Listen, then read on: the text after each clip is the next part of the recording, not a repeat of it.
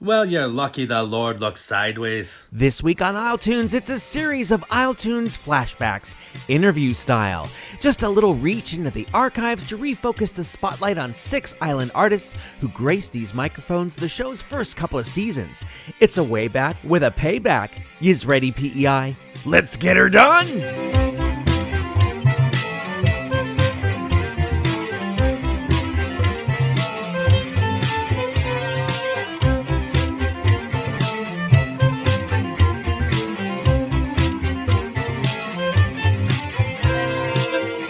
How's she going, Prince Edward Island? I'm your host, Adam Michael James, and you are listening to the November 14th, 2025 episode of the Music PEI Awards nominated isletunes. That's right, baby! Just yesterday, I found out that this podcast is up for the 2026 Leo Chevry Community Contributor of the Year Award, presented by Long and McQuaid. How cool is that? I do like to think that isletunes contributes to PEI's music community by giving it a platform for its artists and the community as a whole by bringing that music to its collective ears. I knew Leo too. He was one of the special folks who steered me in the right direction back when I was doing research ahead of writing the book and lyrics for the musical drama The 9 Lives of Ella Montgomery, and I know how much Leo loved music, so I feel extra tickled and honored that isletunes has been nominated for an award named after him. Thank you there, Leo. By the way, this is episode 99. Yep, it's the last one with double digits, and to enter the triple digits, well, I'm throwing the appropriately titled isletunes 100th episode live over at the Trailside Music Hall this Sunday night at 7:30. Instead of hosting and playing songs the regular way like I do here, it's gonna be me introducing live performances, and you ain't never seen a lineup like this all together on one stage before. Scott Parsons, Todd McLean, Maxine McLennan, Julia Robichaux, Jay Dis, Natalie Duguay, Nicolas Romero, and Luca Hall. I wanted the diversity I do my best to demonstrate on this show to translate to the trail side because I believe in diversity and democracy and human rights, and so does the Cooper Institute, which has been advocating for all of the above since 1984. This 100th epic episode is a fundraiser for them, so you can catch a kick-ass show and feel good about making a statement against fascism and right-wing extremism. Oh, that can't happen in Canada, you say? Yeah, that's what we always said my first 38 years in America, too. And not for nothing, a portion of the proceeds will be distributed amongst these live artists as honorariums because it wouldn't be right for them to play for nothing. Tickets are just $30. You can almost buy a couple dozen eggs with that. And they're available at trailside.ca, Back Alley Music, or through the box office at 902-367-3311. If you can't attend but you want to make a donation for the cause anyway, you can do it by e-transfer using the email address amj@isletunes.ca. I swear your loonies and toonies will go where they're supposed to and won't be kept by me. Just because I'm born American doesn't mean we're all like that, you know. Now, how about less of me and more in-depth convos with island artists? Because I'm up to my eyeballs getting ready for isletunes 100, all I have time to do for 99 is a retrospective of sorts, featuring gently used interviews conducted during this show's first 2 seasons. I had no idea how to choose artists, especially in my frazzled state, so I very literally put everyone's name into a hat, and those I drew are those you're going to hear from starting right now. Now, as 2023 was coming to a close, I got to speak to a lady who was singing Hallelujah, literally in a viral video which saw her covering the Leonard Cohen classic, and figuratively because her Leonard Cohen cover went viral. At the time, she was getting ready to do 3 shows back to back to back, and one of them was a Christmas show. By my metric, the middle of November as it is now is too early to get into holiday music, but the stores are already blasting it, so what the hell? I've been so good this year, it's disgusting. Here's an early Christmas present where Kelly Mooney talked about the beginning of her career and what she had in mind for her then future. It's an isletunes flashback interview from December 10th, 2023. All right, now, if you don't know my next guest this week, you should, because she is one of PEI's best-selling artists. With several albums under her belt, she performed for the Pope at age 14, and her rendition of Hallelujah went mega viral. This fascinating lady, a nod to the trio that she sometimes performs in, is Kelly Mooney, and it is my pleasure to welcome her to the isletunes studio, also known as my basement. Welcome, Kelly. I'm so glad to have you here. I'm glad to be here, Mike. Thanks for inviting me. Does your dad still give you a quarter for every song you perform? It's been a while, but I usually get roped into singing anyway, whether there's money involved or not. And I'm over the stage of being too shy or playing cranky. If he wants a song, he gets it for free now. Oh, lucky dad. Yeah. Because with your albums, he'd have to start paying out, right? Yeah. So you recorded your first album in 1990? Was it? Yes, that was a cassette for you young folk out there. Remember cassette tapes? A cassette, and it had a little reel-to-reel tape inside. And then turned, yeah. And when they broke, you had to fix them yourself. Or if they got wound too tight. Remember doing this with a pencil? Yes. And trying to, yeah. I was an expert. My dad taught me because he got tired of me coming to him, asking him to fix them. So he's like, here, teach a man to fish, teach a man to fix a cassette tape. Yeah. That was my first album. And at the time I was living in Montreal and had come home for a couple of weeks, and we did that on the second floor of where Tombs Music used to be. Now, I don't know. I know you said you're from away, so I'm going to tell you. Those are how we give directions in PEI. Okay. Where the recording studio was on the second floor of where Tombs Music used to be on Queen Street. The two gentlemen who put it together for me were Mike Mooney, no relation, or unless we're related way back. I do have a brother, Mike Mooney. Okay, yeah. Didn't you say you had a brother? Yes, yeah, but it's not the same. The same Mike Mooney. I see how it is. Yeah, and Chris Corrigan. So that name comes up a lot. Yes, it does. Yeah, so we did that together, and it was quite an amazing experience. It's funny when I listen to it now. It's like I sound like a friggin' chipmunk. Like, oh my God, which one are you? Was the tape running a little too? The battery's a little low in the Walkman there. Yeah. Naturally, you've had other albums since. Is it 2011? Was that the next one? It was released. I think it was released in 2012, early 2012. We recorded it in 2011. Okay, that's where I got that number from. Yeah, and so the name of that project was Tomorrow, and recorded that, and the rest of my albums actually with John Matthews. Yes, that name comes up a lot. Yes, too. I'm sure it does. I'm sure it does. Yeah, as well it should. Yeah, they sound amazing.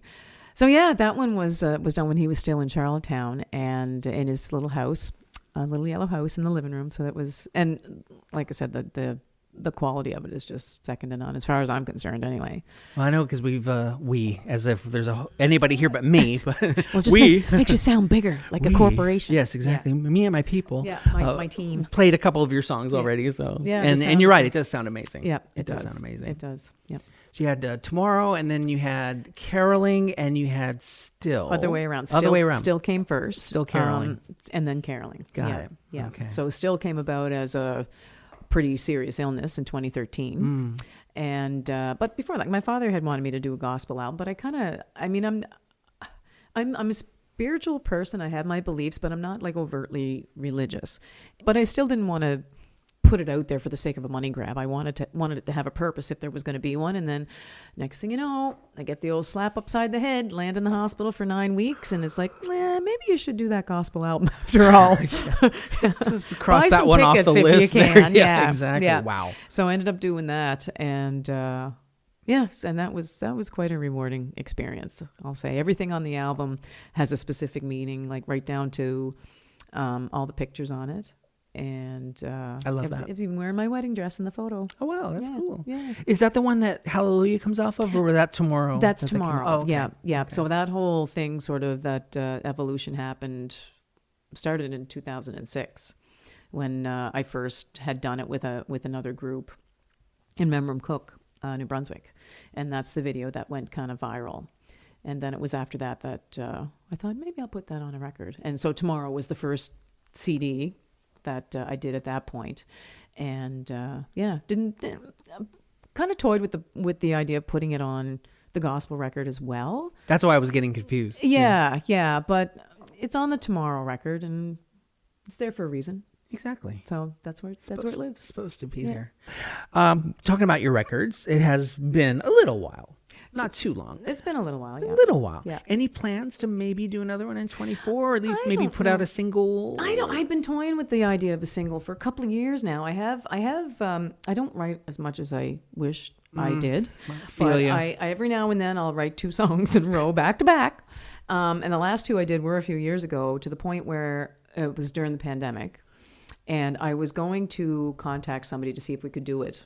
Like just do a single, but I didn't pull the trigger on that one, and I should have. But yeah, I've been toying with the idea of at least one single for quite some time. So yeah, maybe this will push me to do it. It's on the record now. It's on record. Or on cassette. Yeah. Reel to reel. I worked with those when I was in broadcasting school. Oh my God, how old are you anyway? 54. Okay. Yeah. I'm not. You have 3 Christmas performances coming up. Do I have that right? I have. And you've had a few already. We did the Trail Side on December 3rd. Right. And that was with myself and Keelan Wedge and Christine Cameron. That's the one where some fool took your posters. Notice I said fool. I don't know if it's fool or fools, because it happened a couple times. So I would like to thank that person who took down those posters, because we sold out thanks to you. Yeah. So there. See? And hoping the same thing will happen in Summerside on December 15th. Notice how we brought it around to that. I'm not stupid. No, no, baby, you not. So this was the 15th and 16th, or is there one on the 14th as well? So there on the 14th, this is something that's a little bit different, and I love to do this every year, and it is the Christmas Jazz. So it's the Island Jazz Group, and they meet at Bubba's every Thursday evening. And so this is the Christmas show, and I've been doing this one now, I think this is the 3rd or 4th year, and I get to sing Ella Fitzgerald. I love doing that. Branch out of your genre a little I get bit. dressed up a little more differently, and Snazzy. and get to do the whole sort of. I get to sing like Ella Fitzgerald. I get to try, I should say. I get to try to sing like Ella Fitzgerald in that genre. Anyway. Be a little slinky. A little slinky. Yeah. Yeah. Cool. Yeah. So that's Island Jazz on the 14th, and then on the 15th is Summerside at the Trinity United Church, and that's the Christmas show that's the second one with Christine and Keelan. Yeah. Right. Yeah. And the 16th? Oh yeah, the 16th. I forgot. It's a gig that I do fairly regularly, which I really enjoy. It's just me and my guitar at the Old Triangle. Yeah, for 3 hours to people who may or may not be listening. And it's great because I screw up quite often sometimes. And that can be fun. It is. It actually turns out to be pretty fun sometimes. And it's so great. A lot of times it may be that 95% of the bar is not listening, but that 5% that are super into it. And they're into it, and it makes my night when they are, and they get engaged, and they just start throwing out songs, and I'm like, I'll give it a shot. I'm probably gonna, crash and burn, but we'll give it a shot anyway. And then it just becomes a joke, and it's fun. It's just a fun night. I really do enjoy that. Cool. So and there's no cover there, and we got 3 of them: Jazzy Kelly, Guitar Kelly, and Christmas Kelly. Yeah. 14th, 15th, and 16th. Yes. Do not miss this lady, and keep her posters up. Okay. Yeah.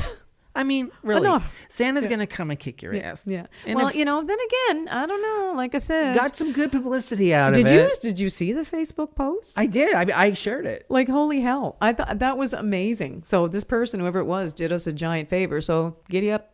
So there too. Yeah. Mm-hmm. Let's give y'all a preview of the isletunes December 24th show, which is going to be all holiday music from Islanders. Nice. Which is really pretty amazing that so many of you guys have recorded Christmas songs. So we're going to pick one from Kelly's caroling album. We've been talking with Kelly Mooney at the PG-rated version. Yes, you're welcome, Mom. Darn. And here's a little Christmas Kelly on iTunes. Thanks. Well, good evening, everyone. I'm Cliff Gibson coming at you live here on Mill FM. Hey, it's time to check out tonight's weather forecast. Whoa, it looks like it's going to be a doozy tonight. We've got a nor'easter on the way, folks. Another 30 inches of the white stuff before morning. Get those shovels ready, and whatever you do, stay off the road tonight. It's nasty out there. And now coming up, we've got Kelly Mooney singing a great holiday favorite for you. So snuggle up by the fire, put some marshmallows in your hot cocoa, and have a listen.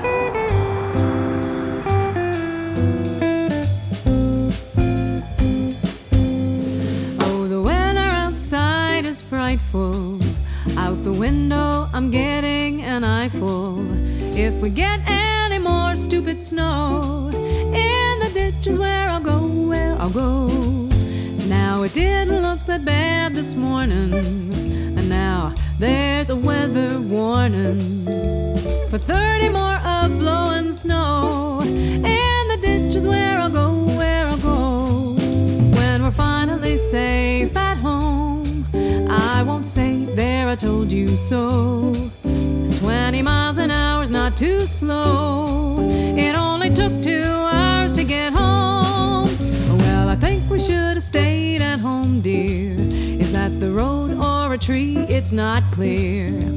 I told you that the Walmart was closed. I told you so, I told you so, I told you so.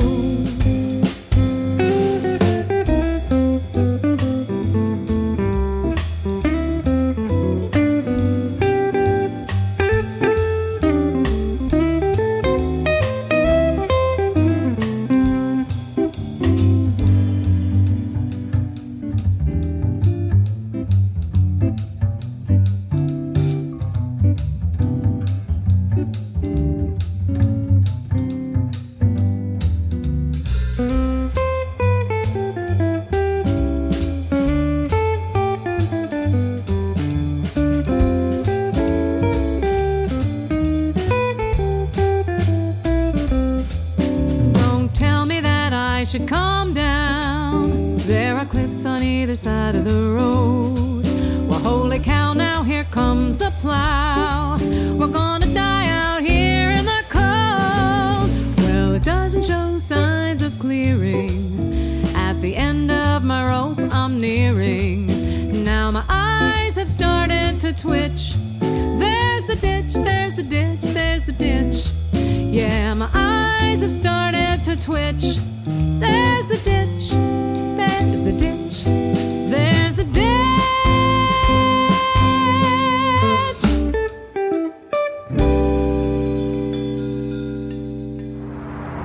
Hey, how about that? Kelly Mooney, isn't she amazing, folks? Stay tuned to Mill FM. More Christmas sounds of the season in just a few moments. Stay warm, everyone. Mill FM. Runs and things, quality baking, fresh. Man, I can't believe this gig wasn't canceled tonight. Look at this weather. There's black ice all over the road. I know. I don't know what they were thinking. Oh man, Kelly, is that watch slush? out. Watch out over there. Oh, Kelly, here we go. Kelly! Oh no, is my guitar okay? Your guitar? Oh, don't worry about me. I'm fine. Okay. Are you all right then? Oh, I'm gonna live, I guess. Well, good. Glad to hear it. I think I have frostbite.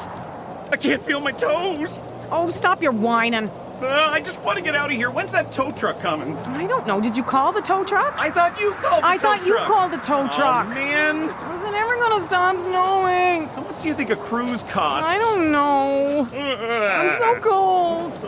I want my mommy. Which is never gonna end. It's never gonna stop. Kelly Mooney on isletunes with one Christmas song you won't be sick of by December 24th from being bombarded with it everywhere, the funny and original In the Ditch on isletunes. I can relate to this more than I should. The first winter I was here, my ex and I got stuck in a ditch on one of PEI's quieter roads, yet 3 people still rushed out of their houses to help us out. One of them gave us one of those old school clear pop bottles y'all used to have before you finally got on board with plastic 2-liter bottles. Thought there was water in there, but it was shine. I don't drink, but I held it. Does that count? We all got to start somewhere, and August 13th, 2023 was the very first episode of isletunes. We're kind of unintentionally going full circle here, going back to the beginning while about to celebrate 100 installments. Mind you, these interview guests were totally random selections out of a hat. This lady has had several folky, mostly stripped back albums out, 9 of them from 2003's Visions to 2015's Lucky. The Music Factory had taken a pause by this time, and from what I can tell is still paused, but she had lots to say about where she'd been and where she envisioned going. Rewinding back to episode 1, this is Drea McDonald in this isletunes flashback.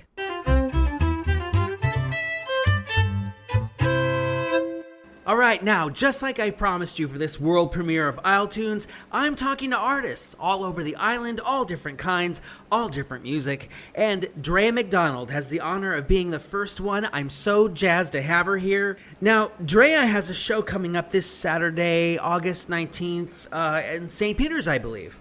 Yeah, it's at the St. Peter's Courthouse Theater, which is a beautiful room. Starts at 7:30 on the 19th of August. With Katie McGarry and Dan Curry joining me, two of my favorite people and songwriters on PEI. I was going to say, because from what I've read, you seem to work with them a lot, so you must have a pretty long-standing relationship with them. Yeah, we go way back. I admired Dan Curry in the early days. Let's say early 2000s. He was playing a lot around in a few different bands, and I just loved his outfit so much. We'd go to see him all the time. And really wanted to sing with him. And then eventually he joined my band when I needed a guitarist. And then I joined his band along with Katie. And then I joined Katie's band for a little bit as bass player. And I think both of them have been on my albums, and I've been on their recordings as well. And we all played together in the Miranda Lambert tribute show as well, which is super fun. Now, your last album, Lucky, right, was out in 2015. I see that it won Best Female Recording of the Year, the Music PEI Awards in 2016, which is quite the honor. Yeah. It's been a little while. Do you have plans for another album? Well, I'm still paying off the last one, so... No, at least not a full band thing. I would like to do some recording because I have some new songs, but I'm not in a place where I'm performing a lot, so I'm not feeling a lot of pressure to get that done and out, which is kind of nice to take things slow. So what is your songwriting process like? A lot of people come up with lyrics first, others come up with melodies first. Sometimes the whole thing presents itself to you at once. What is it like for you? It's a bit of all of those. It's sometimes everything comes out at once, and it's usually me with a guitar, and I'll start with a line, usually some words and a melody, and I sing it over and over again until the next one comes, and so it comes. And sometimes it does come out quickly and all at once, but I do have a couple of books filled with verses, choruses, random bits of tunes that never get finished. My iPhone is also filled with starts of songs.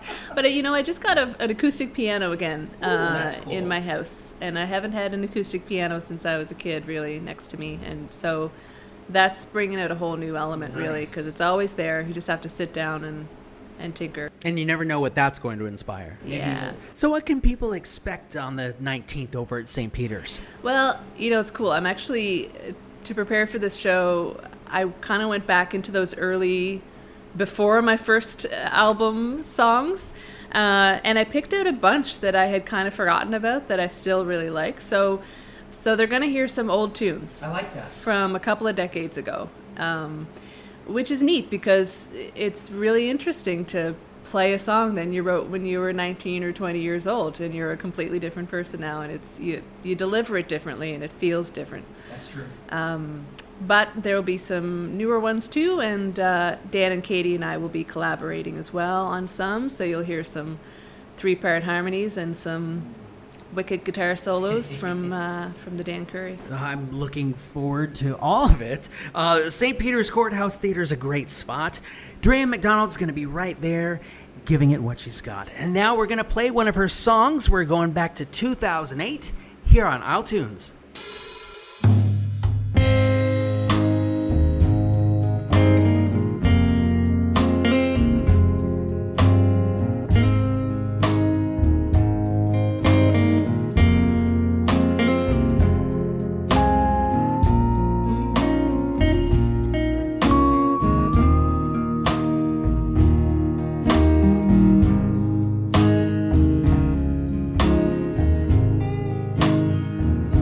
Too early for rain. There's still snow on the boulevard. You stand in the lane. Pretend that it's not so hard to feel anything, to feel this pain.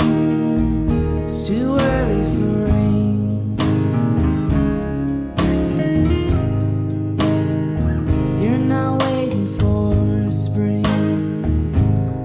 feel the restless stir, to feel that sting of knowing it's all over.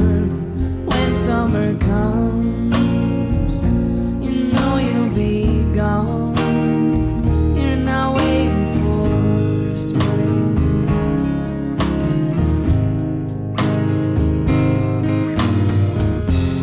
Lay it all on the line now, baby. Lay it all out for me.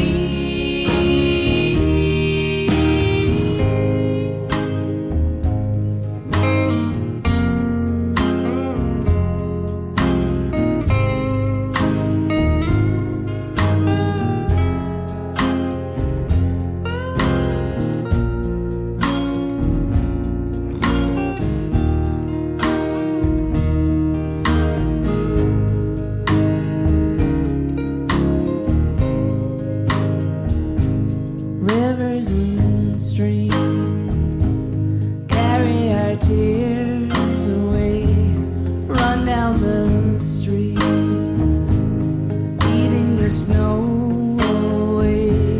Where do they go? And what do they know? Little rivers of dreams. And everything's cold, even the rain that falls, even your soul. Now that the love is gone, nobody knows where this could go. Everything's cold.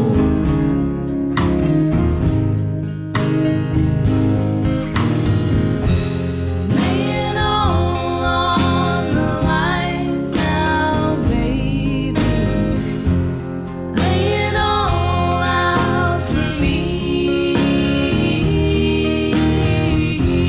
Let me know there's a reason, baby. There's a reason to leave.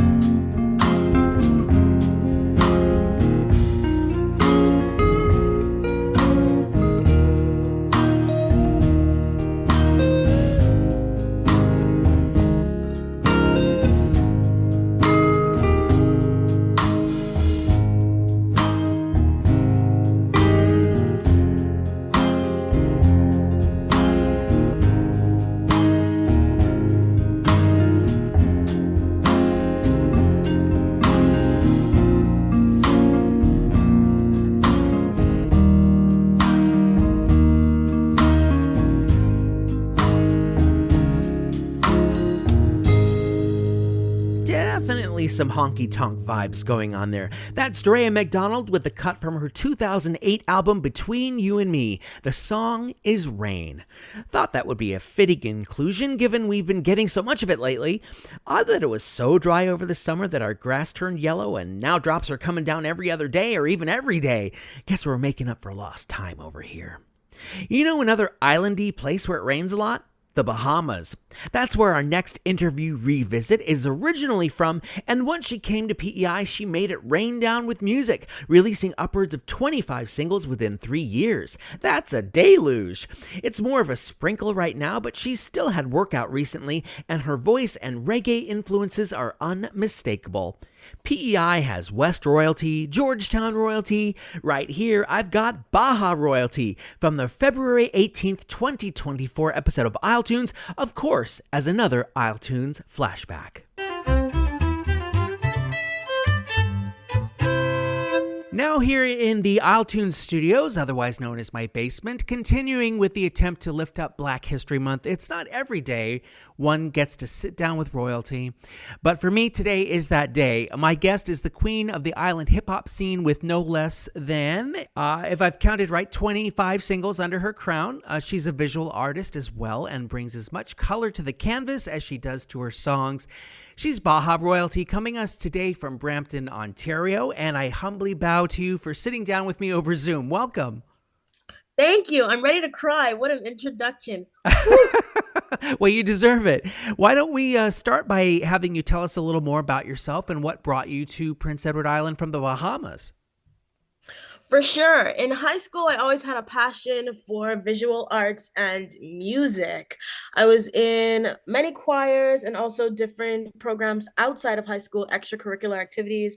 And at the age of 17, I won an award from the Bahamas government for my visual artwork.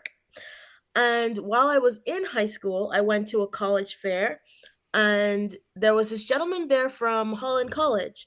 And I asked him, "Do you have a performing arts program?" And he was like, "We do, we do." And I auditioned and I got in.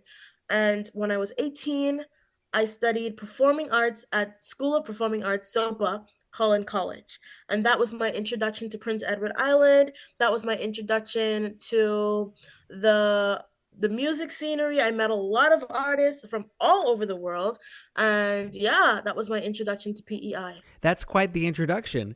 Now, even though the Bahamas is an island nation, you've ultimately traded one island for another, and gone from a place with a mostly Black population to a place with a mostly white population. What has that experience been like for you? The biggest thing that I've experienced was the cultural difference. For example, I noticed when I moved to PEI, people were a bit more calm, like a lot more slower moving and gentle on the tongue, less aggressive, I should say. That would be true. Yes, there was a much older population, and I noticed people were a lot sweeter. I guess it's probably the sun being hot all year round, 24/7, that the aggression builds up. I don't know. Let's blame it on the temperature. The PEI is definitely chilled and laid back. Now, how about your experience as a Black artist on PEI? Have you found it to be a welcoming one, or has it left something to be desired? Good question. Really good question. I guess for me, it was easier to find a community. Being Black, it was easier for me to find a community that was similar to me, because at the time when I started doing music, it was so very little of us that we all knew each other. Like we all knew each other. Like we literally had a circle. It was like a circle. It's like 5, 6 years ago. It's like a circle. So mind you, it has grown over the years. We have gotten new friends and work with a lot of new different artists that come on the scene. And some of us, they've traveled, they've gone to different provinces. But yeah, and I met a lot of great people, great cultures, some Asian, some European. But yeah, being Black, I've found my people, put it that way. Good. I'm glad to hear that. I'm really glad to hear that. Now, let's turn to your music specifically now. What is your songwriting process like? Your lyrics do tend to focus a lot on empowerment. Is that a conscious choice? Conscious and unconscious. A lot of times when I feel a vibe, it usually comes from a place of sadness or a place of growth or a place of evolution. Like I feel the need to write right now, but it's heavily on emotion. I will say I'm a very emotional writer. Whenever I feel something overpowering that, instead of going to the gym, I'd probably grab a pen and paper and just write it out. So I guess you could say lyrically, that's where it comes from, a place of not necessarily hardship, but deep emotion, very deep emotion. You have enough songs at this point to fill 2 proper albums. Seriously? Seriously, I counted. It's like, I think it's 25, 26. So have you ever thought of recording a full album, or are you satisfied with releasing singles? Actually, I do want to record an album, but the thing is, with recording an album, I don't want to be the one to mix and master it. Fair.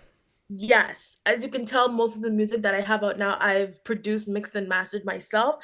When it comes to an album work, because I want it to be where one track leads into the other one, basically a storytelling album, a little bit theatrical, like how I went, like Sopa, how we did a little bit theatrics. That's what I'm feeling for an album, but I don't want to be the one to produce it. That's it.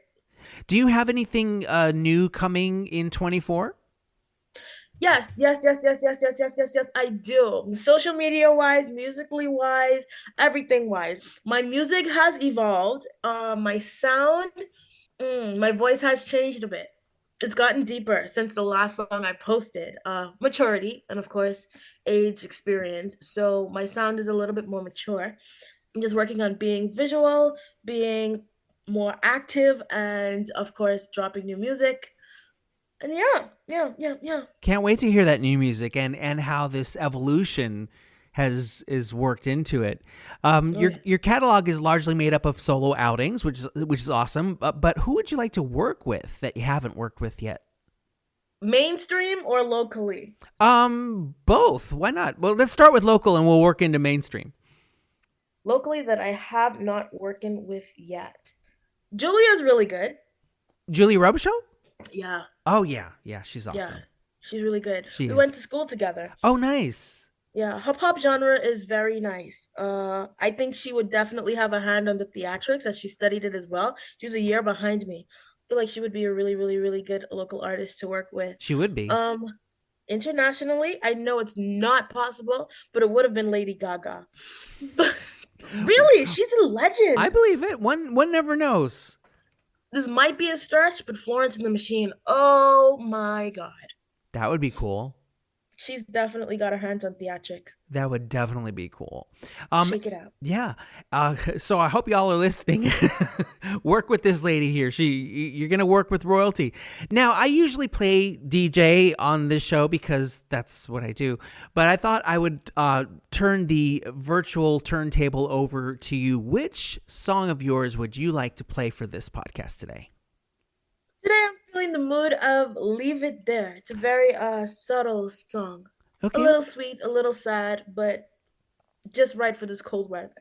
You have been listening to musical monarch Baja Royalty, and I am proud to have been a part of her court here. Thank you so much for taking the time for this chat, especially since you've been busy in Brampton. This island looks forward to having you back real soon. Of course, and I'm looking forward to being home. Yeah, I bet. And now on isletunes, Leave It There by Baja Royalty.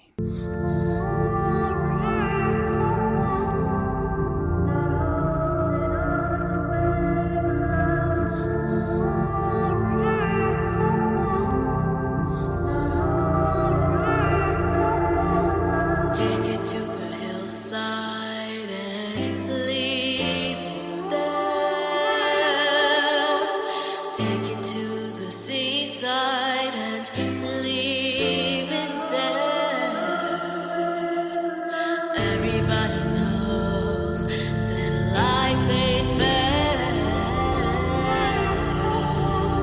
Take it far away and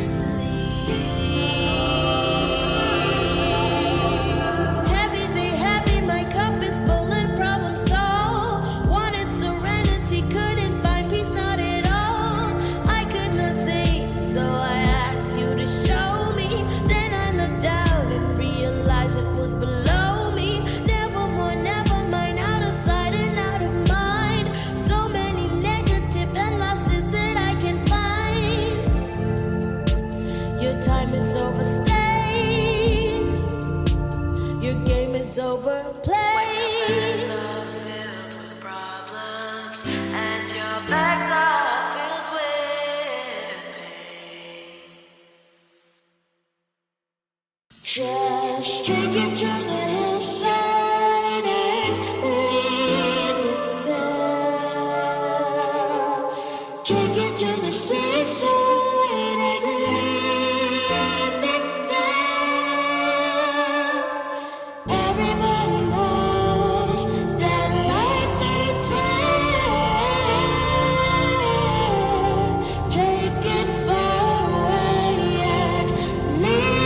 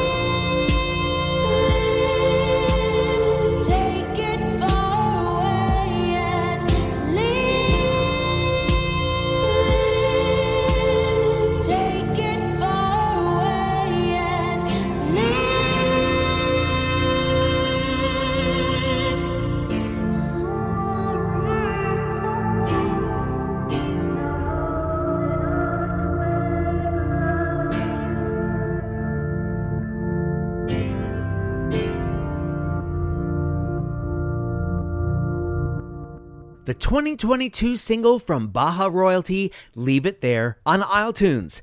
Miss Baja didn't leave it there, though. So far, 2025 has seen releases of remixed versions of her songs Hard Work and Moving. Let's move on to some indie rock for you, adding in a little math rock just for good measure. That's a style characterized by intricate rhythms, complex song structures, and time signatures that are odd or asymmetrical. Think Rush or King Crimson and you're there. Here, back on the October 13th, 2024 episode, I got to zoom in with a quartet, thanks to Zoom, who were very busy with live shows and didn't yet have an official release, though they could boast an EP of sorts up on SoundCloud. You don't usually get Japanese history with your rock, but you do now, thanks to Takeda Takeda and their reemergence through this isletunes flashback. Now, isletuners, you don't need to know Japanese to like this quartet I've got here for you. Not pigeonholing themselves in with one style, they like to run the gamut between indie and alt-rock plus punk, new wave, jazz, funk, and math rock. That was a new one on me. True to this math, they added these genres and their expertise coming out of other bands to form Takeda Takeda. And through the magic of Zoom, I've got them here in the isletunes studio, also known as my basement. Welcome, everyone. Good to have you here. Konnichiwa. Hello. Ohayou gozaimasu. Thanks for having us. Thank you for being here. Before we dive in, why don't you all introduce yourselves and tell us who does what? Sure. My name is Aaron Turner, and I am the drummer in the band. And I'm Josh Power. I'm the vocalist slash guitarist in the band. And I'm M. Peters. I play lead guitar and some backing vocals. And I'm Al Boyd, and I play bass. Nice.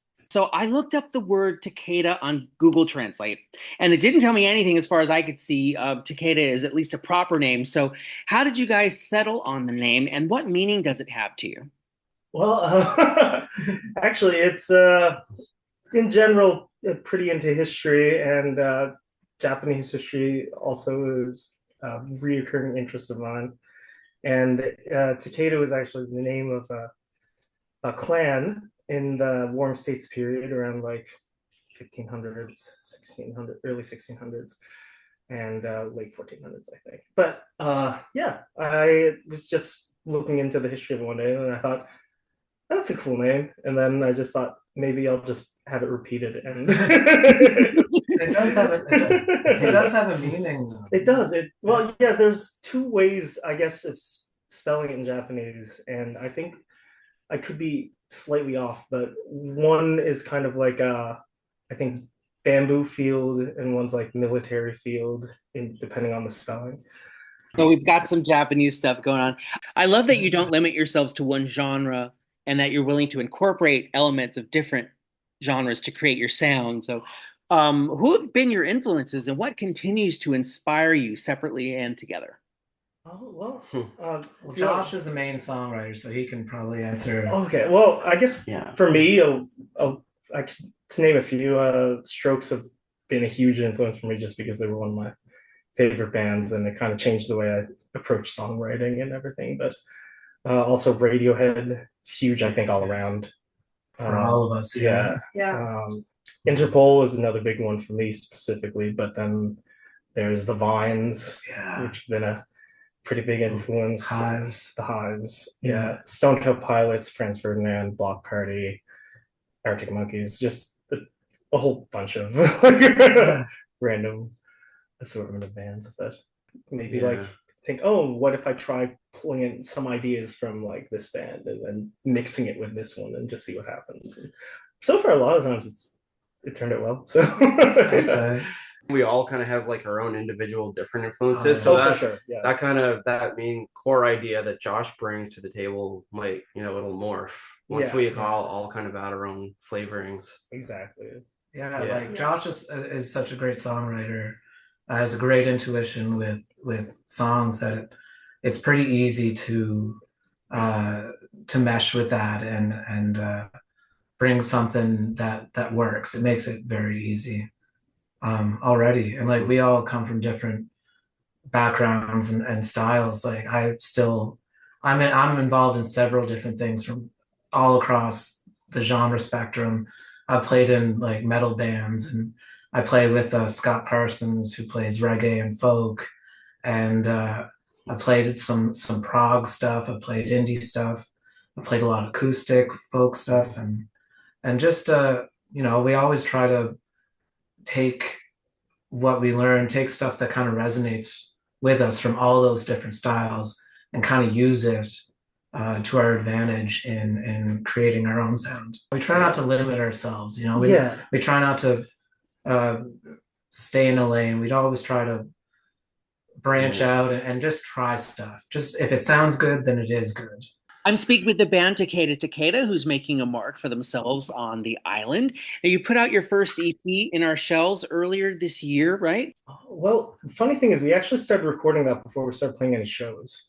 But we kind of just sat on it for a while. We weren't really sure exactly what we were going to do, but I ended up just putting it up on SoundCloud one day, just to have something tangible to show people, just to kind of showcase what we sort of sound like in that time. But we are looking to record a full album. Mm-hmm. If any of your listeners feel like helping us out with that, it's always a huge endeavor recording. So that's our next big project is recording a full album. Mm-hmm. And putting it out as soon as we can. Yeah. And a lot of motivation for that is coming from when we are playing our shows. We're playing quite often now, most weekends. Yeah. And without fail, if people come up to us after and say, are you on Spotify? Do you have music out? We Josh, we do get to say we've got an EP on SoundCloud, but it predates some of our members, and the music that we have that we're playing now is not. This came after that. So there's it seems like a lot of demand for people to say what you're playing in front of us right now. We want to be able to stream it. We want to be able to hear it. So that's definitely a huge motivating factor for us to get something going. And Al, you had said that you're playing a lot of live gigs, which I've noticed too. Your next one is Friday, October 18th at Baba's Lounge, right?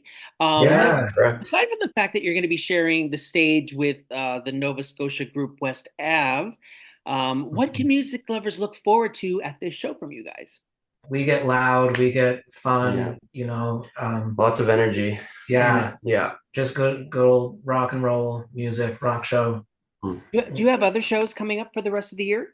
Yeah, we do. Well, we're like you said, we're playing on the 18th with West Ave and Very Gary. Yeah, and then the following weekend we're back at Baba's. The Devil's Punch Bowl, who's also going to be playing, and then also the following weekend we are back at Baba's because we're playing a show with a band called He She They. We're there with them on November 2nd. Yeah, I'm glad that you're so busy. And I'm going to propose that the English definition of Takeda be changed to awesome, because that's Takeda is twice over. And you're going to hear a song from them right now. So it's time we start turning Japanese on iTunes. Look it up. And thanks so much, you guys, for taking time out of getting ready for Friday's gig to yap with me. I look forward to hearing from more of you here in this field.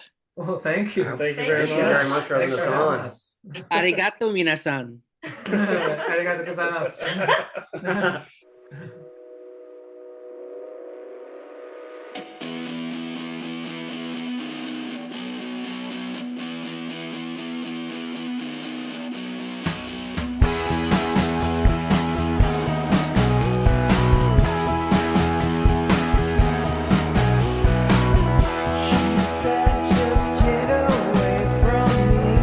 Don't ever wanna see your face in the rear view mirror as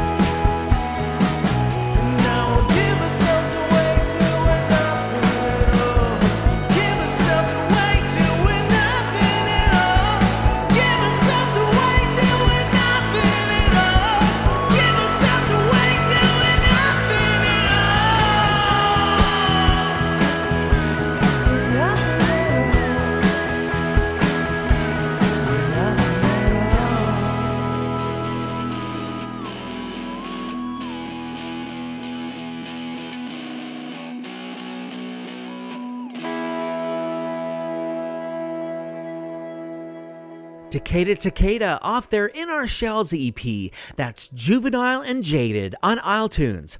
I can't really take up the mantle of Jaded myself, though I will certainly and anticipatorily own Juvenile.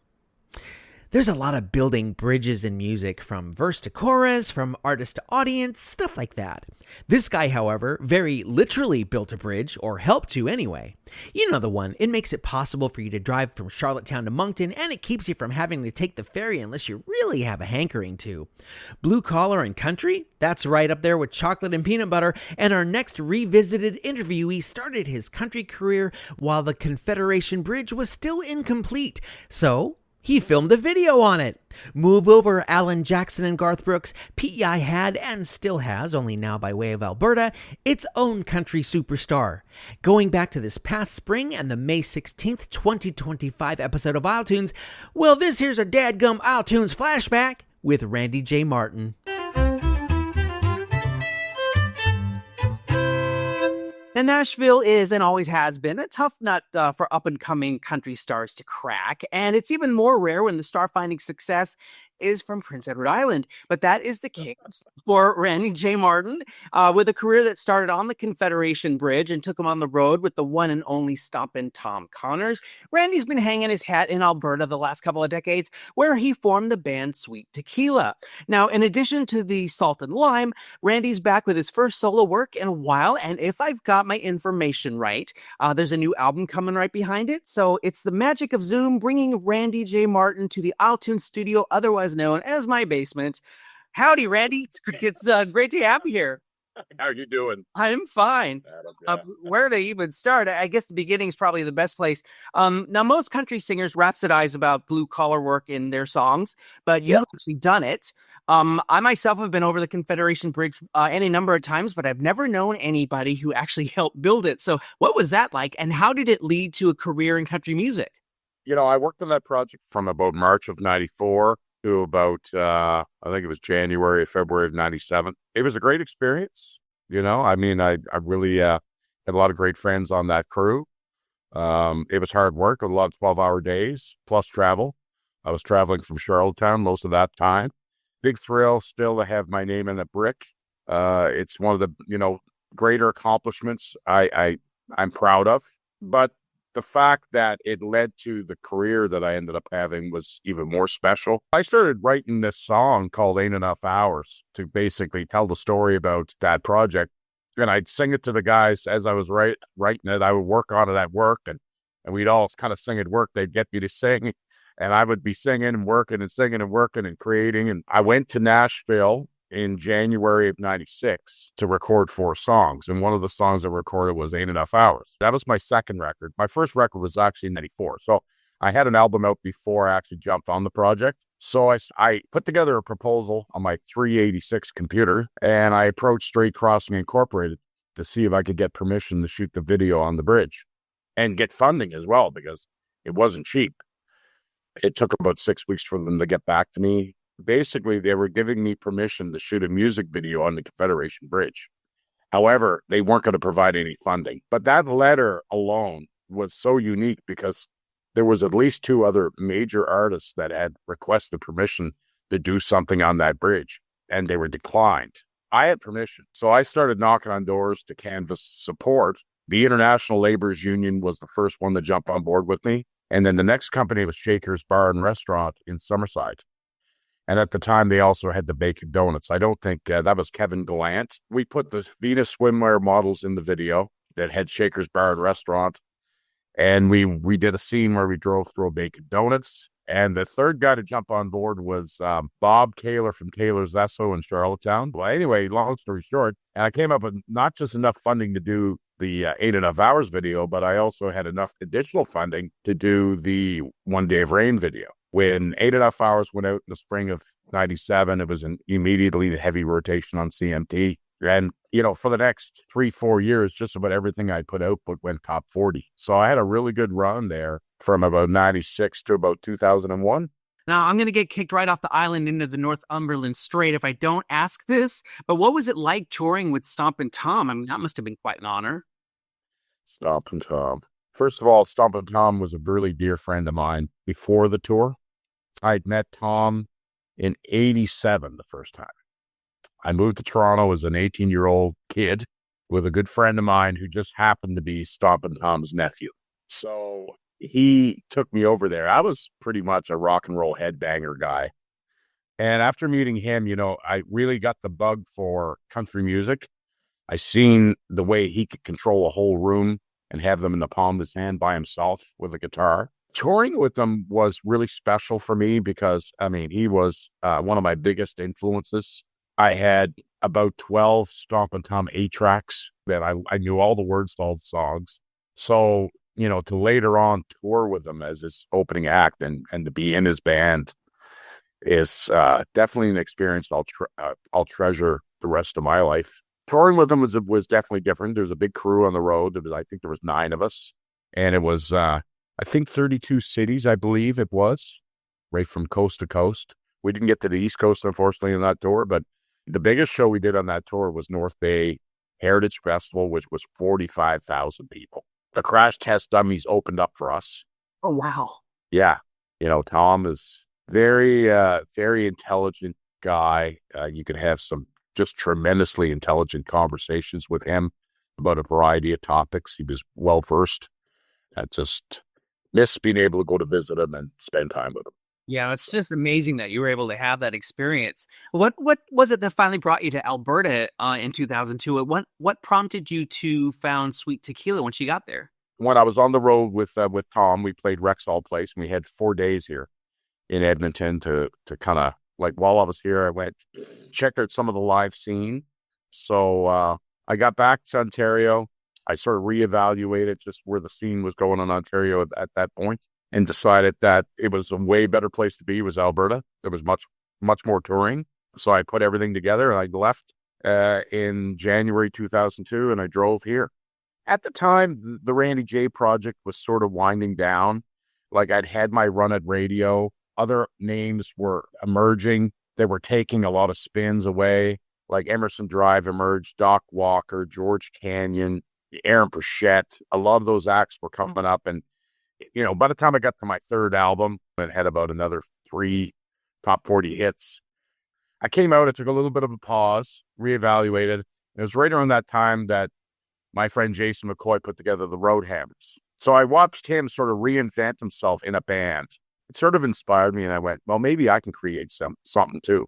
We started doing some shows with a girl. Her name is Danita Lynn, and she was a firecracker. Well, I said, we add the girl, we're going to get twice as many songs.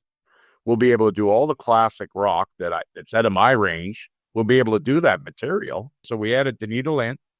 We toured as Urban Myth for quite a while, probably a couple of years. We were writing songs at the time, and Urban Myth wasn't a good enough name to record under. Urban Myth started as a 4-piece guy band, so it didn't really cover what we were doing with Danita. It was a different kind of project. It had a different feel. So we were playing a little bar in Edson. They brought a tray of tequila over for us, and Danita kind of made a face. That's Sweet Tequila, she says. And I went, that's the band name right there. And that's how Sweet Tequila came to be. So 3 albums later, we're still touring. Good. That's awesome. Although I understand that you are getting back into the Randy J project a little bit. You've got this new solo material. How long has it been since you did your own solo material? And you have a new album coming out, I understand? New album, yeah. It's something that I wanted to do for a long, long time, is record a new Randy J project. The last one I recorded was 99. So that's a long time. I got 6 new songs, and I'm probably going to just keep going. I probably will cut some CDs when I get enough songs. In the end of the day, as long as I love the way it sounds and I'm happy with it, that's all you can ask. At least it'll be my last artist statement, potentially. But who knows? Something catches on fire, anything could happen. Including you're coming back to the island to do a show, and then Harbourfront, July 19th. Now, you're going to be playing with Keelan Wedge too, and she's really awesome. What do you have in store for concert goers at this gig? And are you going to be playing some of the new music there? For 100%, we will. Yeah, I mean, it's a lot of the radio hits from the past. The band is going to be people that were in my band years ago: Danny McNevin, Tom DeRoche on bass, Anya Bernard on keyboards. And Keelan Wedge, be the first time I ever worked with Keelan, but I'm very thrilled to have her. So it's a really good band. We'll play a lot of the new material. We'll play a lot of the, songs from the records. And I'm going to do about 4 Sweet Tequila songs. And mentioning that, the girl that's going to open up the show again is the girl, Alyssa Harper, that actually came out west and was in Sweet Tequila for about 9 months. Nice. So she's coming back to open up the show, and then I'm going to introduce her, and she's going to come out and sing the Sweet Tequila material with me. That's cool. And we'll also be doing a little bit of the Stompin' Tom inspired Spud Finnegan material. A lot of people don't know about that part of my persona. I wrote a whole album's worth of this material, which was very inspired by Stompin' Tom. So one day I'll make that record. You'll probably still be recording in retirement. I have a feeling. But it's a pretty good chance. I have a feeling. I know that you're such a busy fella with the solo and the sweet tequila, sweetness, all this stuff going on. So I really, really appreciate your coming by and, digging into your PEI roots again via the show on the 19th. Saturday, July 19th at the Harborfront Theater, Summerside. Great spot. Best of luck with the new music. Then just like good old country radio, we're going to play 2 of your songs. We're going to start with the one that started it all, Ain't Enough Hours. And boy, can I relate to that. Oh, I bet you can. I can. And it's all by way of an isletunes rock block.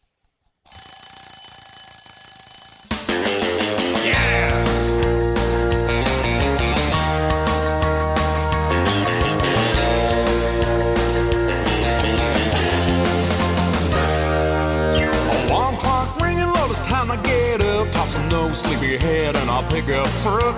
I'm sipping on a coffee, roll over the curb, put a brand new stain in my old work shirt.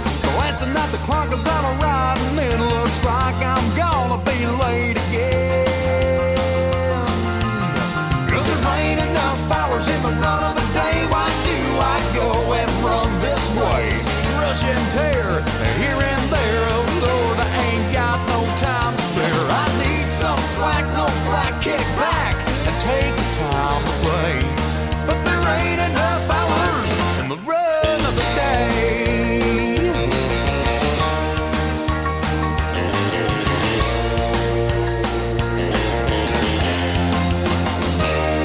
I work a 12-hour shift till the sun goes down. When I hit every red light going through town, the gauge is a little too close to the east, so I sit in a line to get gasoline. Finally make it home to a microwave a lunch. Even to eat, I got a clock to punch. 'Cause there ain't enough hours in the run of the day. Why do I go and run this way? Rush and tear, here and there. Oh Lord, I ain't got no time to spare. I need some slack, no flack, kick back and take the time to play. But there ain't enough hours in the run of the day. One day the boss handed me a bonus when I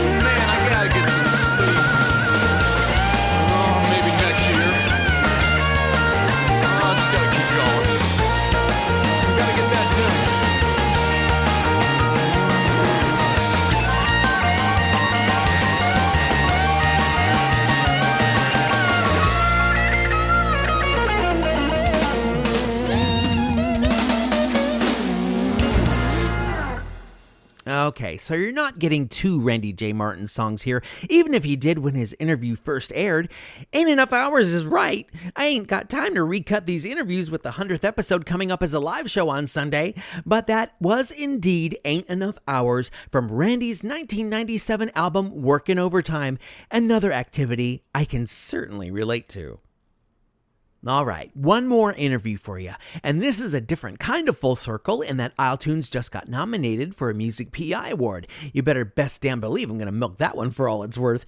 And this drawn from a hat artist was, at the time of our sit down, very much busy preparing for the 2024 Music PEI Awards. That means this comes from the March 3rd, 2024 episode, From Music PEI Award Winner to Music PEI Staffer. Here's an isletunes flashback with Alicia Toner.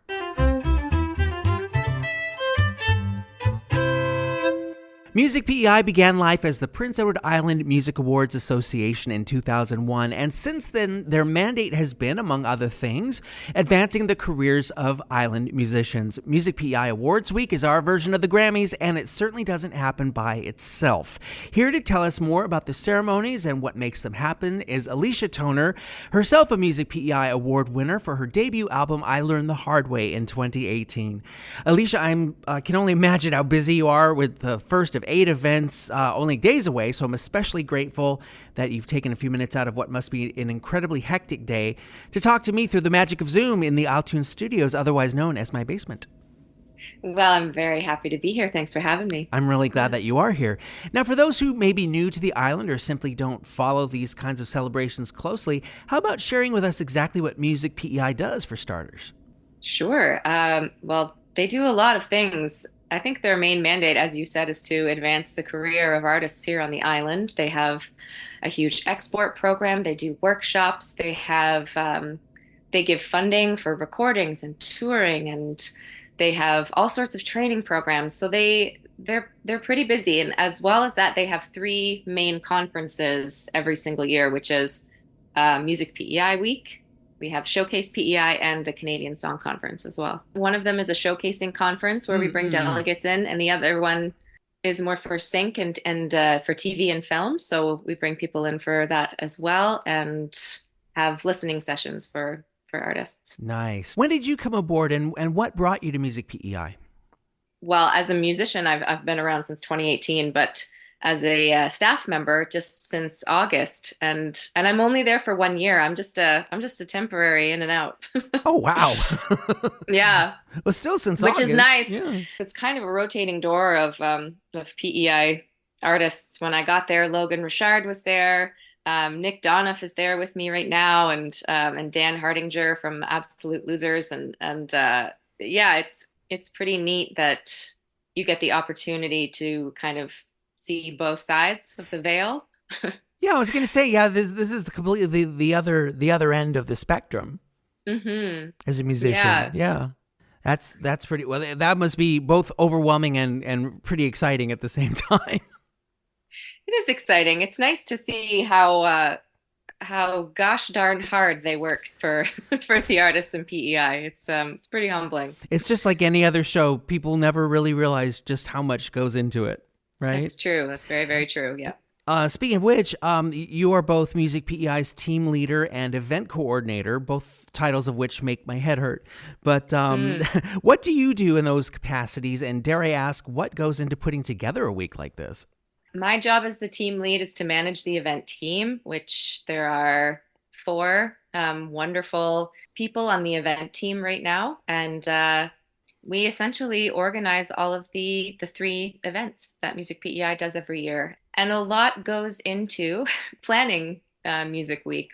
We've been going really since I got on board in August with, we had one person, assigned specifically to do all things sponsor outreach and reach out to all of our incredible local businesses on PEI too, because none of this would happen without sponsors. Obviously, Absolutely. Music PEI is a not-for-profit. So there's lots of things like getting sponsorships and coordinating venues and jurying all of the artist submissions, finding people to jury, because Music PEI actually has nothing to do with, selections for who is nominated for awards. And we try to put together a good team of people to kind of from all over the country and sometimes internationally too, to kind of send these submissions to and have them listened to and scored.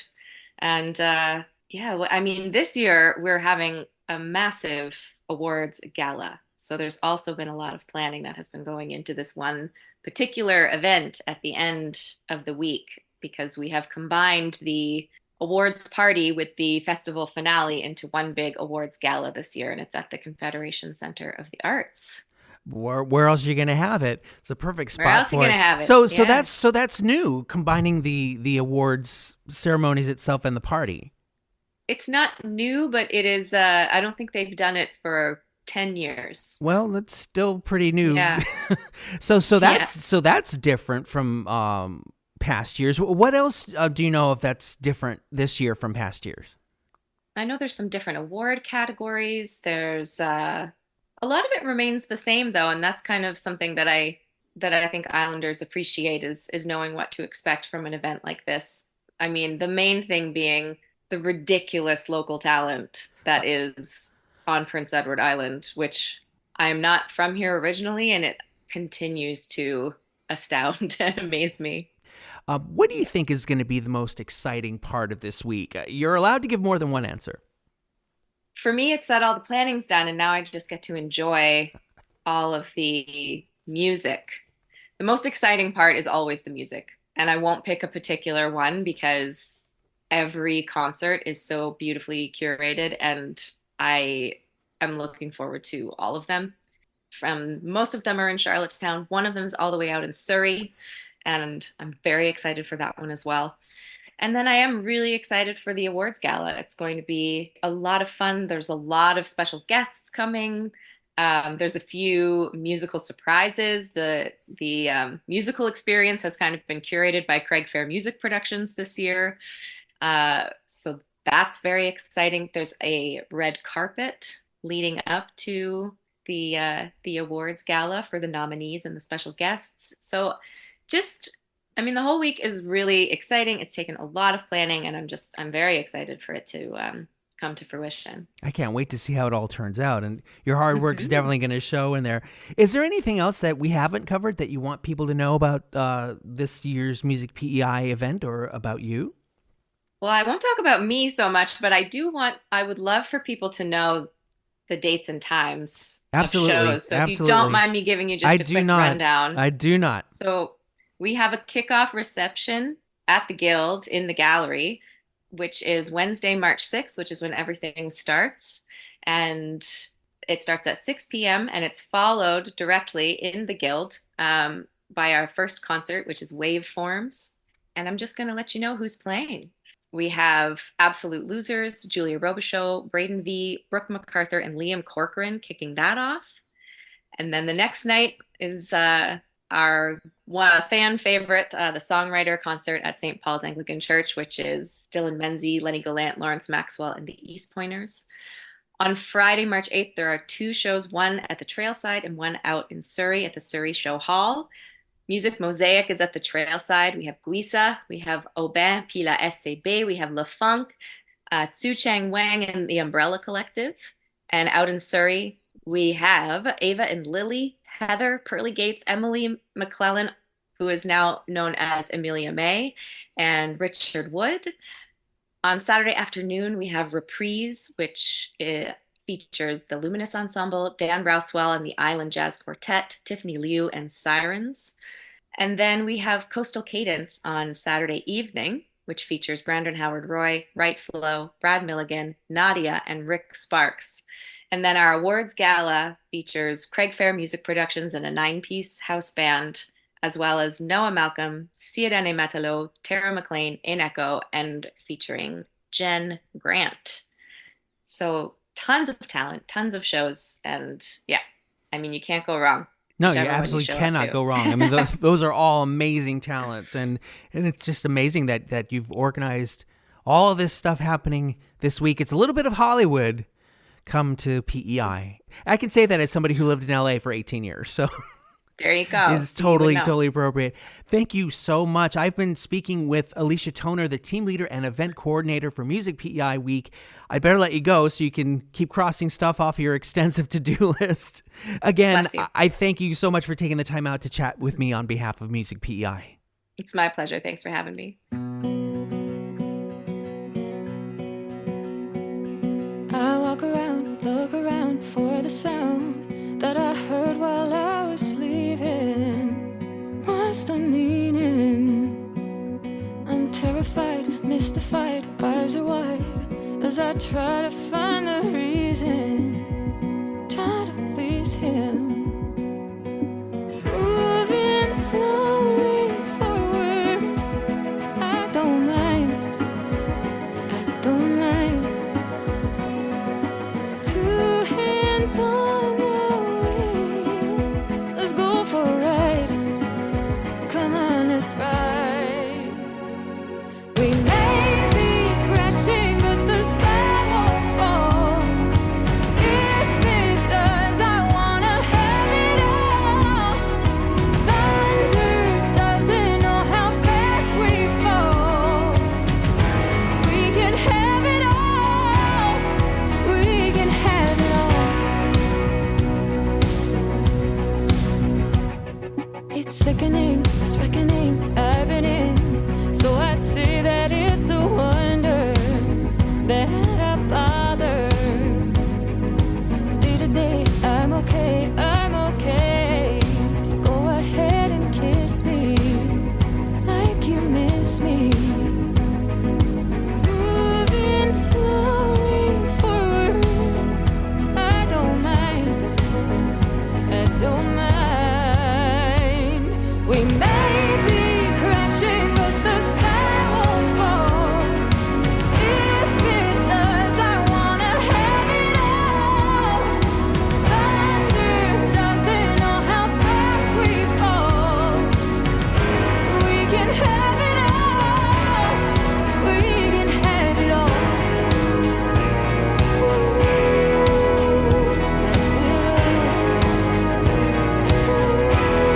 Ooh, we can have it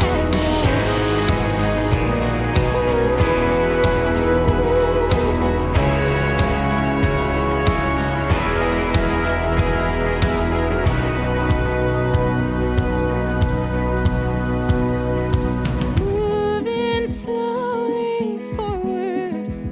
I don't mind. I don't mind. We may be crashing, but the sky won't fall. If it does, I wanna have it all. Thunder doesn't know how fast we fall. We can have it all. We may be crashing, but the sky won't fall. If it does, I wanna have it all. Thunder doesn't know how fast we fall. We can have it